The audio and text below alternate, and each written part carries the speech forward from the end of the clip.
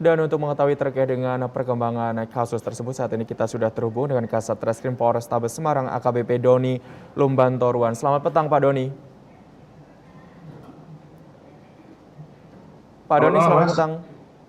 Selamat petang, Mas. Baik, Pak Doni, terkait dengan kasus ini, bagaimana awal mula Polrestabes Semarang bisa mengungkap kasus ini, Pak Doni?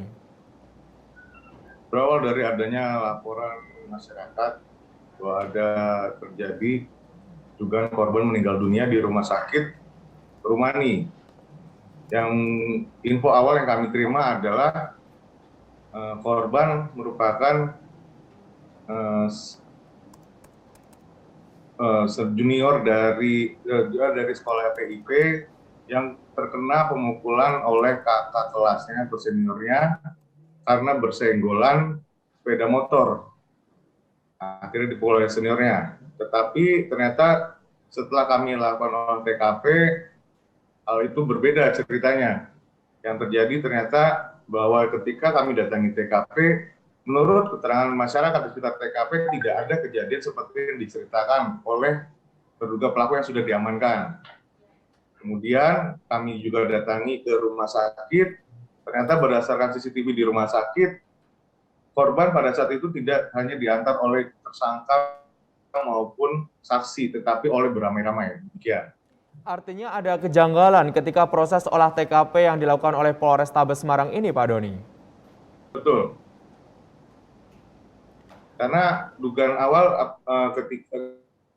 berdasarkan awal diinformasikan dari saksi mahkota pada situ hanya satu orang bahwa korban karena bersenggolan dengan seniornya pada saat naik motor, kemudian oleh seniornya dipukul satu kali, tumbang, dan dalam perjalanan meninggal dan dinyatakan meninggal di rumah sakit. Dari situ kita lihat ada kejanggalan.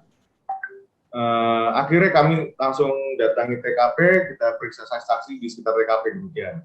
Pak Doni, sebenarnya apa yang menjadi pemicu akhirnya kemudian Zidan ini, korban ini dianiaya oleh kelima pelaku ini, Pak Doni? Berdasarkan keterangan saksi-saksi, jadi di lembaga pendidikan tersebut ataupun siswa di lembaga pendidikan tersebut, karena kebetulan pelaku adalah siswa semester 8, yaitu tingkat akhir, di situ sering ada suatu tradisi atau budaya untuk melakukan perpisahan dengan juniornya dengan cara mengundang junior-juniornya tersebut yang mungkin satu kelas dan satu jurusan dengan mereka, satu jurusan tapi berbeda tingkat. Kemudian untuk acara perpisahan biasanya junior-junior ini akan diundang ke rumah atau kontrakan dari para senior. Di situ nanti mereka akan dikumpulkan. Menurut informasi sih awalnya akan ada makan-makan, tapi sebelumnya akan ada dilakukan tradisi pemukulan. Demikian. Artinya kejadian pemukulan ini sebenarnya sudah menjadi tradisi di sekolah tersebut. Seperti itu kalau dari penyelidikan dari Polrestabes Semarang. Menurut keterangan saksi-saksi seperti itu.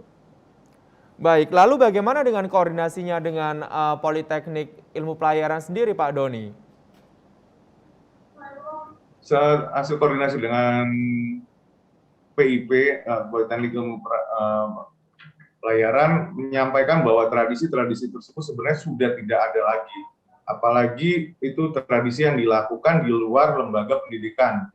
Jadi kan mes mereka itu tidak di dalam lingkungan lembaga pendidikan. Demikian. Baik, Pak Doni, kalau berbicara soal kelima tersangka ini, kelima pelaku ini, sebenarnya perannya ketika penganiayaan itu seperti apa aja sih Pak? Karena kan kalau berdasarkan cerita dari Pak Doni gitu, ada satu orang yang seolah-olah ingin membackup teman-temannya atau pelaku lain dalam kasus ini.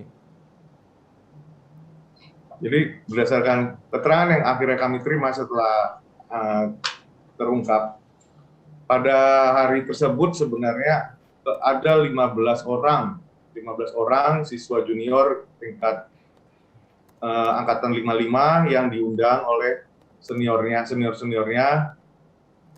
di mes seniornya di Indoraya.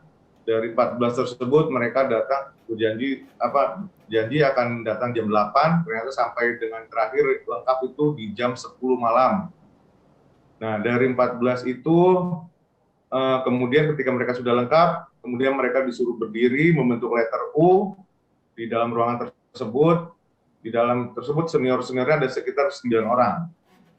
Kemudian di antara para senior ini mulai bertanya, karena kebetulan yang tingkat yang angkatan 55 ini baru pulang dari praktek lapangan selama 1 tahun. Jadi ditanya siapa yang melakukan pelanggaran pada saat kerja praktek selama 1 tahun di luar.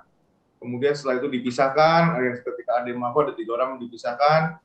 Kemudian setelah itu dilakukan pemukulan. Pemukulan ini dilakukan bertahap. Jadi pelaku pertama melakukan pemukulan 1 persatu sampai dengan 15, kemudian kedua, ketiga, keempat, dan kebetulan pada pelaku terakhir atas nama Cesar, ketika dia memukul korban yang pada saat itu di urutan ke-8 berdasarkan keterangan, kemudian korban itu langsung tumbang. Jadi kenapa pada akhirnya seolah-olah tersangka yang pertama kali diserahkan ke kami, yaitu Cesar, harus mengaku atau mempertanggungjawabkan, karena menurut hasil kesepakatan mereka, karena Cesar lah akhirnya si korban tumbang. Demikian. Korban sendiri dipukul di bagian mana Pak Doni sehingga bisa tumbang kalau dari hasil pengakuan para tersangka ini? Kalau berdasarkan keterangan saksi-saksi, korban itu dipukul di daerah ulu hati. Ulu hati, cuma perbedaannya mungkin dari keterangan beberapa saksi korban yang juga ikut dibariskan itu, mungkin tingkat kekerasan pukulannya yang berbeda ketika pelaku pertama, kedua, ketiga, dan keempat. Sampai dengan ketika pelaku kelima, pelaku kelima ini tanpa ada konfirmasi dengan korban-korban yang akan dipukul, dia langsung mengayunkan pukulannya kencang-kencang, begitu. Dan korban sendiri sudah diotopsi, Pak Doni, atau sekarang sudah dimakamkan, Pak Doni sebenarnya?